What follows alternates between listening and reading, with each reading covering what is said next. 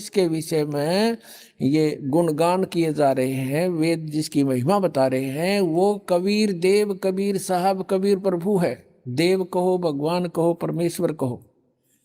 अब देखिएगा, ये वही ऋग्वेद, हमने यजुर्वेद रख दिया है, ऋग्वेद फिर उठा लिया, वही जो पहले आपको दिखाया था। ये कहाँ से प्रकाशित है? ये वहीं से प्रकाशित है, सर्वदेशी कार्य प्रतिनिधि सभा, महर्षि सिद्धांत भवन, रामलीला मैदान, नई दिल्ली से। अब इसके हम ऋग्वेद मंडल नंबर 9 सूक्त 86 का मंत्र 26 फिर पढ़ेंगे। 26 इसमें ये कबीर शब्द है, इसका इन्होंने यहां गड़बड़ कर दी।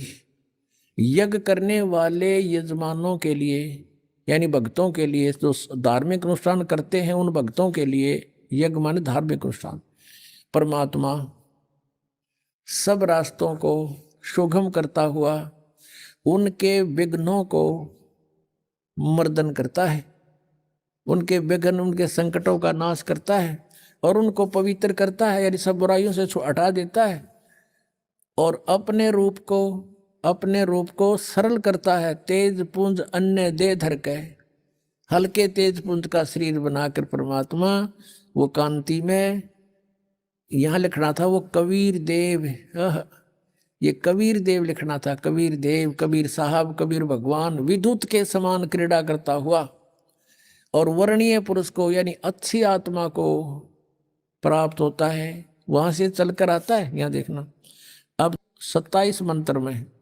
ऋग्वेद मंडल नंबर 9 सूक्त 86 का मंत्र 27 पढ़ रहे हैं हम, 26 पढ़ लिया हमने ये इसका। अब इसमें क्या लिखा है कि जो परमात्मा, प्रकाश पुंज परमात्मा को बुद्धि वृत्तियां विषय करती हैं, जो परमात्मा ध्रुवलोक के तीसरे पृष्ठ पर विराजमान है, या वहां पर रहता है, ध्रुवलोक के तीसरे स्थान पर, तीसरे पृष्ठ पर, तीसरे भाग पर ऊपर रहता है, यानी एक देशीय भगवान सिद्ध हो गया कि कहीं एक स्थान पर रहता है। और वहां से फिर देखना, अब ऋग्वेद मंडल नंबर 9 सूक्त 82 का ये देखिएगा, ऋग्वेद मंडल नंबर 9 सूक्त 82 और मंत्र नंबर 1, 82 का ये मंत्र नंबर 1 है। सर्वो उत्पादक प्रभु, सबकी सृष्टि रचने वाला प्रभु यानी परमात्मा प्रकाश रूप है, सद्गुणों की वृष्टि करने वाला है, पापों को हरण करने वाला है, वह है राजेव, राजा के समान। ये देखना 269 पर हम पढ़ रहे हैं, 269 पर, अब 270 पर हम आगे, देखो ने सोचो और पृष्ठ दिखा दिया होगा, 270 पर हम आगे 270 पर। तो राजा के समान दर्शनीय है, यहां आपने देखा राजेव, राजा के समान, राजा के, और यहां लिखा है समान, दर्शनीय माने देखने जोगा है, दिखाई देता भगवान मनुष्य जैसा है, नर आकार है, और वह पृथ्वी आदि लोक लोकांतरों के चारों ओर शब्दमान हो रहा है। वह वर्णीय पुरुष को, यानी अच्छी आत्मा को, श्रेष्ठ आत्मा को, जो दृढ़ भक्त है उसको पवित्र करता हुआ प्राप्त होता है। यानी परमात्मा कैसे और जिस प्रकार विद्युत सन्हे वाले स्थानों को आधार बनाकर प्राप्त होता है, इसी प्रकार परमात्मा, उक्त गुण वाला परमात्मा भी ऐसे ही करता है। अब यहां उद्देश्य क्या होता है उस भगवान का? अब ऋग्वेद मंडल नंबर 9 सूक्त 82 के मंत्र नंबर 2 में बताया है कि हे परमात्मन, उपदेश करने की इच्छा से, यानी तत्व ज्ञान बताने की इच्छा से आप महापुरुषों को प्राप्त होते हो, अच्छी आत्माओं को मिलते हो, महान आत्माओं को, और आप अत्यंत गतिशील पदार्थ के समान, यानी बहुत तेजो गति में चलने वाले की तरह हमारे आध्यात्मिक यज्ञ को प्राप्त होते हो। आप कवि का अर्थ लिख दिया, कवि सर्वज्ञ है, आप कबीर देव हैं। परमात्मा ने 600 वर्ष पहले कहा था, वेद मेरा भेद है, मैं ना वेदन के माही और जौन वेद से मैं मिलूं। वो वेद जानते नहीं, वेद मेरी महिमा गा रहे हैं, पर इन में वर्णित विधि से मेरी प्राप्ति नहीं हो सकती। वह परमात्मा कबीर देव है, शुद्ध स्वरूप है। हमारे पापों को दूर करके हे अमर परमात्मा, हे सोम, आप हमको सुख दें। और भाव को उत्पन्न करते हुए आप हमको सुख दें, और प्रेम भाव को उत्पन्न करते हुए पवित्रता को उत्पन्न करें। ये वैसे यहाँ ये देखो, ये कितने विचलित हैं। यहाँ इन्होंने निर्निजम का अर्थ पवित्रता कर दिया। यहाँ लिखना था आप अपने उस रूप में ही, उसी साकार रूप में हमें प्राप्त हों या प्रकट हों। अपने आत्मा ये स्पष्ट हो गया कि कबीर परमात्मा है, और वो यहाँ अपने सतलोक से चलकर गति करके आता है, अच्छी आत्माओं को मिलता है, उनको तत्व ज्ञान से परिचित कराता है। अब फिर और दिखाते हैं आपको। ऋग्वेद मंडल नंबर 9 सूक्त 96 का 16वां मंत्र है। उसमें पूछा है कि हे परमात्मा, आप अपना नाम बताइए, आपका वास्तविक नाम क्या है। देखिएगा, ऋग्वेद मंडल नंबर 9 सूक्त 96, इसके 16 मंत्र में, मंत्र नंबर 16 में कहा है कि हे परमात्मन, सर्वोपरि रहस्य श्रेष्ठ, यू नाम का इन्होंने अर्थ तुम्हारी संज्ञा कर दिया। लिखना था हे परमात्मन, सर्वोपरि रहस्य में यानी गुप्त, आपका जो श्रेष्ठ नाम, जो नाम है, संज्ञा नहीं, आप उसका ज्ञान कराएं। अब इसमें 17वें श्लोक में ये स्पष्ट किया है कि शिशुम जगानम हरियंतम मर्जंती शुभंती विहीन मरुतो गणेन। कबीर गिर भी यू रह पर कबीर गिर भी कावेना, कबीर संत सोम पवित्रम अत्यति रेभन। इसका सीधा सारथ है कि जो परमात्मा अपनी लीला अनुसार एक शिशु बालक का रूप धारण करके जानबूझ कर प्रकट होता है, और वो अपनी महिमा की कबीर वाणी के द्वारा कावेना, कवि यानी कविताओं से अपनी महिमा का गुणगान करता है, ऊंचे स्वर में। रेबन माने ऊंचे स्वर में बोल बोल के, और वो कबीर देव होता है, और वो होता है परमात्मा, उसका नाम कबीर देव है। अभी इन्होंने क्या कर रखा है, शिशुम का अर्थ कुछ और ही कर दिया है। उस परमात्मा को जो सदा प्रकट है, जो अत्यंत कमनीय है, उसको उपासक लोग बुद्धि विषय करते हैं और उसकी स्तुति द्वारा उसके गुणों का वर्णन करते हैं। विद्वान लोग उस गतिशील परमात्मा का गुणों के गणों द्वारा वर्णन करते हैं। अब यहाँ इन्होंने क्या कर दिया, इस कबीर गिरभी को दो भाग कर दिए। कवि कबीलो कर दिया कबीर का, और गिरभी माने वाणी द्वारा। यहाँ लिखना था कबीर वाणी द्वारा, कबीर कबीर गिरभी, गिरभी माने वाणी द्वारा, गिर माने वाणी, गिरभी माने वाणी द्वारा, कबीर वाणी द्वारा। और काव्य कविताओं से, कविताओं से बोलता है। रेभन माने गरजता हुआ, ऊंची आवाज में बोलता है रेभन। इसका इन्होंने इस एक कवि का अर्थ तो कर दिया कबीर का, इस कबीर का अर्थ नहीं किया। आप देख लो, ये ब्रैकेट में इनकी संस्कृत है, इसमें कहीं पर भी दूसरा कबीर नहीं है। कबीर, ये देखो, ये पीछे देख के खूब देख सकते हो। और यहां केवल एक कबीर लिखा है,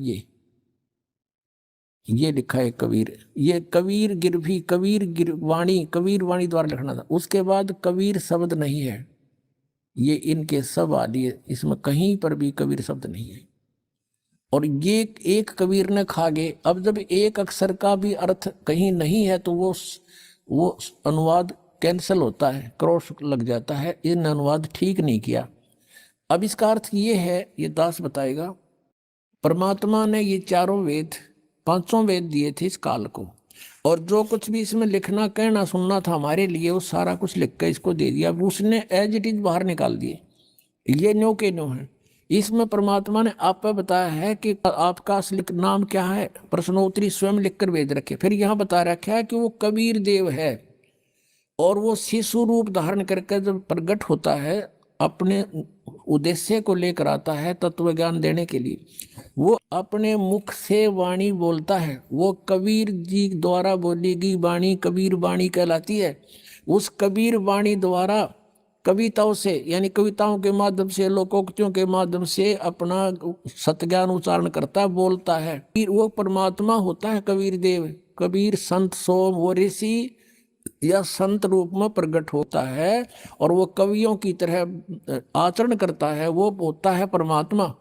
अब देखो ये बताते भगवान निराकार है और वेदों के ठेकेदार बन रहे, और वेद भगवान को साकार बतावें, एक देशीय बतावें। अब आपको दिखाते हैं इसी ऋग्वेद मंडल नंबर 9, इसको बाद में लेंगे। ऋग्वेद मंडल नंबर 9 सूक्त 94 के मंत्र 1 में, ये देखो बिल्कुल साथ में ही है, ये देखिएगा। ये ऋग्वेद है, ऋग्वेद मंडल नंबर 9 और सूक्त 94, और इसका प्रथम मंत्र है ये वाला। इसमें क्या लिखा है, हमने जो अपने आवश्यकता वो पढ़ेंगे। सूर्य के विषय में जैसे रश्मियां प्रकाशित करती हैं, इस प्रकार मनुष्यों की बुद्धियां अपनी अपनी उत्कट शक्ति के विषय करती। हमने ये देखना है, यहां देखना कि वह परमात्मा, जिस परमात्मा में सर्वोपरि बलों के समान शुभ बल है, वह परमात्मा कर्मों का अध्यक्ष होता हुआ सबको पवित्र करता है और कवियों की तरह आचरण करता हुआ सर्वद्रष्टा पद के लिए इंद्रियों के अधिकरण मन के समान ये अपनी बकवास करे हैं कि वो कवियों की तरह आचरण करता हुआ विचरता है। उसका अर्थ ये है सही। अब इसमें स्पष्ट हो गया कि वो परमात्मा कवियों जैसा आचरण करता हुआ सर्वद्रष्टा रूप में पृथ्वी पर भ्रमण करता है। नीचे उतर का आता है कवियों की तरह आचरण करता है। और अभी इसी को सेकंड कर रहे हैं ऋग्वेद मंडल नंबर 9 और सूक्त 96 का मंत्र 18 कि वो परमात्मा जो ऋषि रूप में प्रकट होकर या संत रूप में प्रकट होता है और कबीर वाणी द्वारा, अपनी कबीर वाणी द्वारा, अपनी वाणी द्वारा, अपने मुख से बोल बोल कर जो ज्ञान देता है, वो सच्चिदानंद घन ब्रह्म की वाणी कहलाती है। गीता जी अध्याय नंबर 4 के श्लोक नंबर 32 में इसी का वर्णन है कि उस ब्रह्मण्य मुखे, उन्होंने गीता अनुवादकर्ताओं ने वहां अनर्थ कर रखा है ब्रह्मण्य मुखे का वेद की वाणी लिख दिया, वेद की वाणी, वो गलत लिखा है। वो लिखना था सच्चिदानंद घन ब्रह्म से के मुख से उच्चरित वाणी, यानी परम अक्षर ब्रह्म ने स्वयं आकर जो अपने मुख से बोला वो ज्ञान, उसमें धार्मिक अनुष्ठानों की जानकारी यज्ञों की विस्तार के साथ दी गई है और वो तत्व ज्ञान है। गीता जी अध्याय नंबर 4 के श्लोक 34 में कहा कि उस तत्व ज्ञान को कोई तत्वदर्शी संत बताएगा। गीता ज्ञानदाता भी अनभिज्ञ है। तो यहाँ ये बता रहे हैं कि वो परमात्मा अपने मुख से बोलता है वाणी कबीर वाणी, और जिस कारण से वो प्रसिद्ध कवियों की भी उपाधि प्राप्त करता है। और ऋग्वेद मंडल नंबर 9 सूक्त 94 का मंत्र 1 स्पष्ट कर रहा है कि वो परमात्मा सर्वशक्तिमान है और यहाँ पृथ्वी पर आकर के एक कवियों जैसा आचरण करता है। इन्होंने अनुवादों को अनर्थ कर रखे हैं, फिर भी सच्चाई छुप नहीं सकी, क्योंकि ये भगवान को निराकार मानते थे। और यदि वेदों में 10-20 मंत्र होते तो ये अड़ंगा और कर देते, ना समझ माती। इन मतलब ठोक रखा, इतना ज्ञान भर रखा है भगवान का, और इन्होंने कोशिश भी की है छुपाने की, बहुत अर्थों के अनर्थ किए, फिर भी सच्चाई नहीं छुप सकी। परमात्मा ने इनकी दुर्बुद्धि पर पर्दा डाल दिया जब इन वेदों का अनुवाद किया गया। इनका याद देना रहा दानंद के बताया करता हूँ तो निराकार है, और वेदों में साकार लिखा रही अनुवाद खुद कर रहे, और फिर डंडोरा पीटे भगवान निराकार है। रामपाल झूठ बोला है, ये कहते हैं रामपाल ने संस्कृत ना पढ़नी आती इसलिए क्या जाने वेदों को, तो महर्षि था दानंद, तो वेद दोनों बड़ा विद्वान था। अब तुम्हारे अनुवाद में दास दिखा रहा है कि देख लो इसमें साकार बता रहे हैं वेद, तुम अनुवाद करने भी आप ही हो करने वाले। तो पुण्यात्मा ये आप पर रहम कराया भगवान ने। यदि ये दास अनुवाद करता तो शायद स्वीकार होता, इनसे ही करवा दिया पहले मालिक, क्योंकि उसके हाथ में सब रिमोट है सबका। जीव तो जीव होता है, वो परमेश्वर है, उसने आपके लिए रहम करवाया। आज उन्हीं के द्वारा जो निराकार का डंडोरा पीटा करते, ठोक कर कहा करते भगवान तो निराकार है, एक देश कहीं पर नहीं रहता किसी लोक में। आज उन्हीं के कर कमलों से लिखवा दिया कि भगवान साकार है, उसका नाम कबीर देव है, वो मनुष्य सदृश्य है और वहां से चल कर आता है। जब भगवान सर्वव्यापक है तो चल कांड की जरूरत क्या रहेगी इसको, वो तो अपने आप ही पहले से आपके पास है निराकार रूप में। तो निराकार भगवान साकार है, नरवत मनुष्य सदृश्य है। कम से कम 10 मंत्रों में लिखा कि नरवत अग्नि, नरवत देव, नरवत शंभु, मनुष्यवत अग्नि, मनुष्यवत भगवान परमात्मा, वो मनुष्य के सदृश्य है। अब इसको फिर हम लेते हैं कि ऋग्वेद मंडल नंबर 9 सूक्त नंबर 96 में के मंत्र नंबर 16 में पूछा है कि आप अपना नाम बताइए, ओरिजिनल नाम क्या है। यहाँ बताया कि उसका वो कबीर देव है। कबीर देव उसको लोग कवि कहते हैं क्योंकि वो अपनी महिमा की वाणी कवियों की तरह आचरण करके बोलता है, लेकिन वो तो परमात्मा होता है।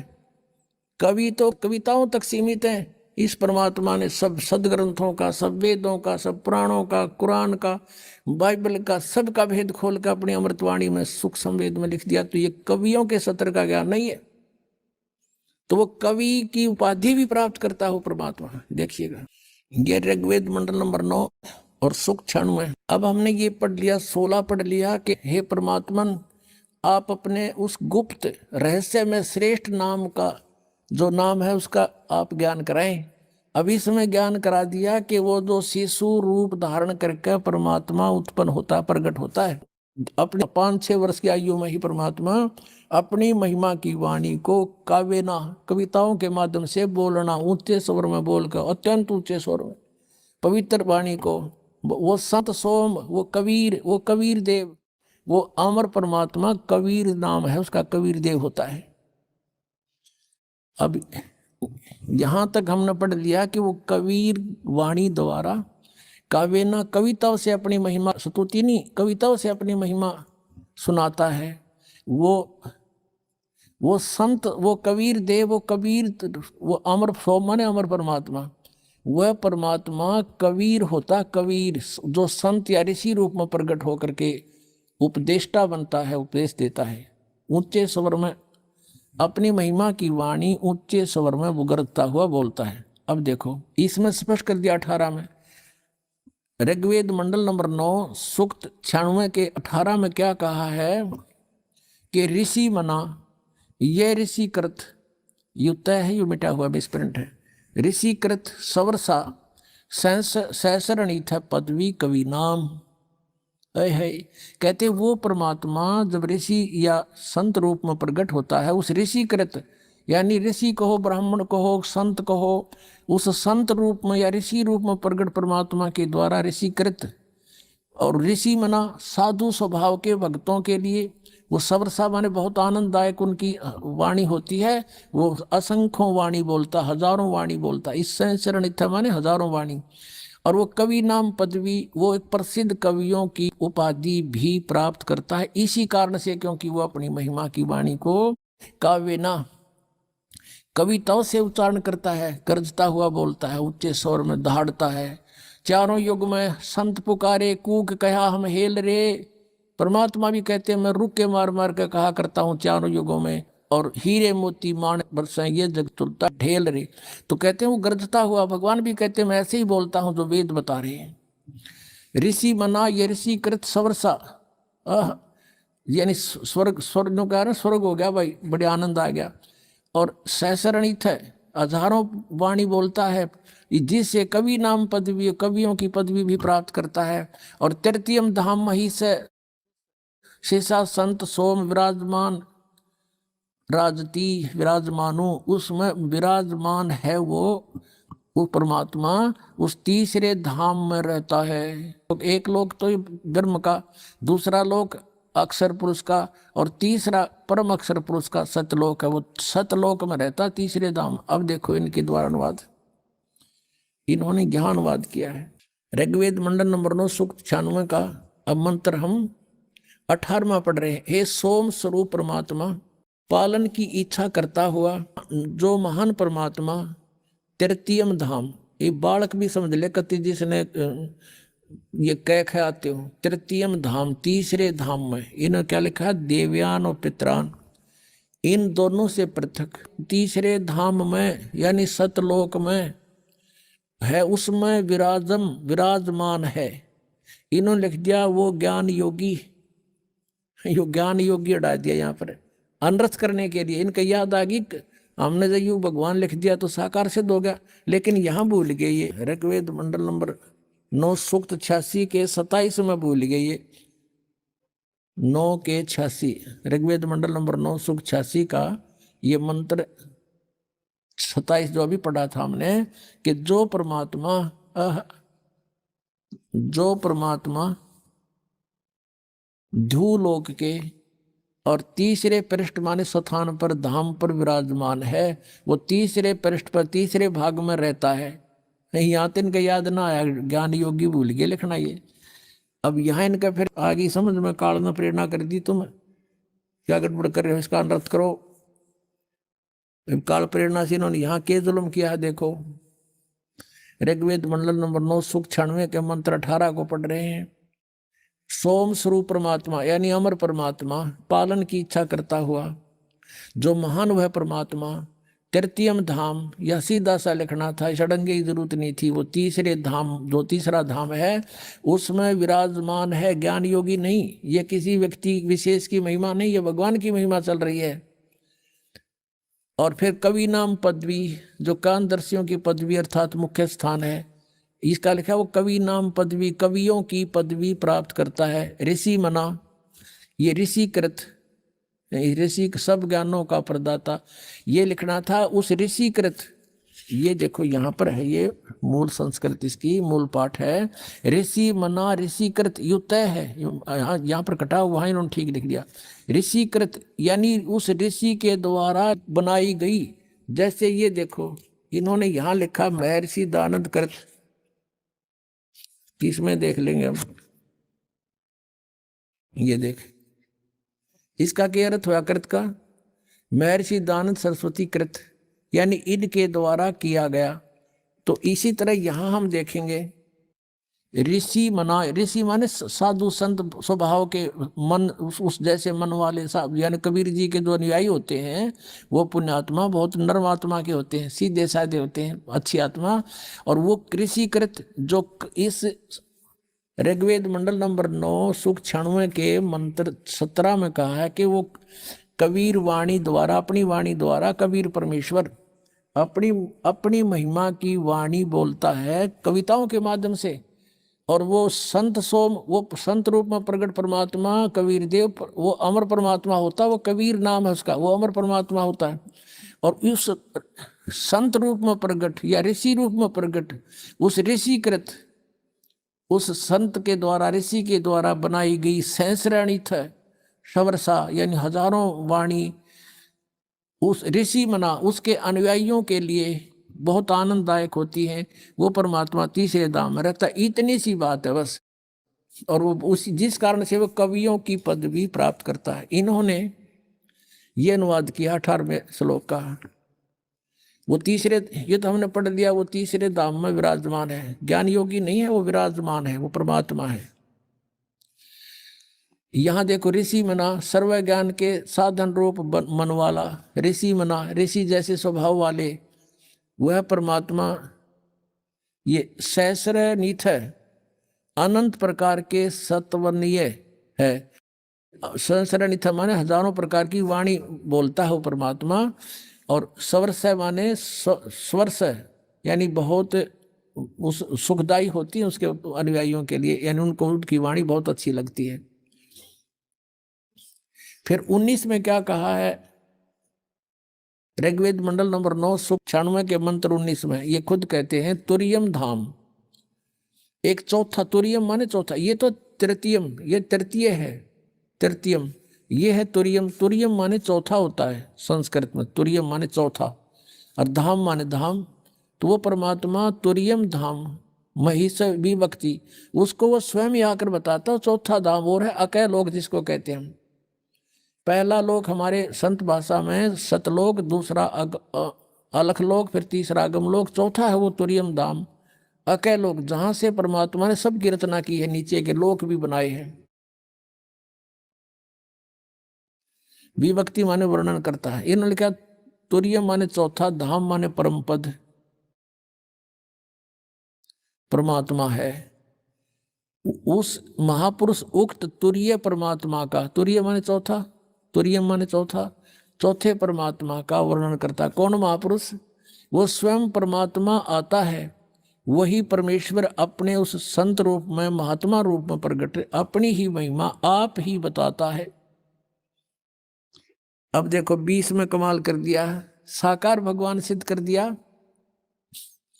वह परमात्मा जिस प्रकार एक संघ को उसका सेनापति प्राप्त होता है, यानी बहुत बड़े श्रद्धालुओं का वो मुखिया होता है, इसी प्रकार ब्रह्मांड रूपी कोष को प्राप्त होता है, होकर ऊंचे स्वर से गरजता हुआ, ऊंचे स्वर से वाणी बोलता है, इस ब्रह्मांड रूपी विस्तृत प्रकृति खंड में भली भांति प्रविष्ट होता है।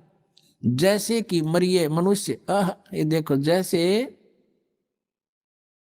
मनुष्य सुभ्र शरीर को धारण करता हुआ अत्यंत गतिशील पदार्थ के समान प्राप्ति के लिए गतिशील होता हुआ।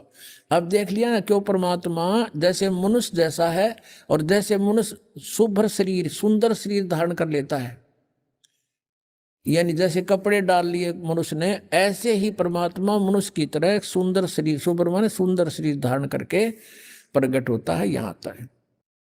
अपना आत्मा, जब वो परमात्मा यहाँ आता है, वो करता क्या है? कवियों जैसा आचरण करता है। यह आपने ऋग्वेद मंडल नंबर 9 सुख 94 के मंत्र 1 में पढ़ लिया कि वो परमात्मा कवियों जैसा आचरण करता है। लेकिन वो परमात्मा होता है तो वो कबीर इज गॉड है, वो कबीर परमात्मा है जिसने ये लीलाएं की।